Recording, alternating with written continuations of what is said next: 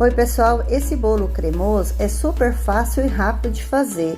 É só colocar todos os ingredientes no liquidificador e bater. E levar ao forno, já está pronto. Essa receitinha já está disponível lá no meu canal Andréia Rabelo no YouTube. Dá uma passadinha lá, confira essas e outras receitas. Esse bolo aqui fica super cremoso, gente, parecendo um pudim. E vocês podem estar servindo gelado.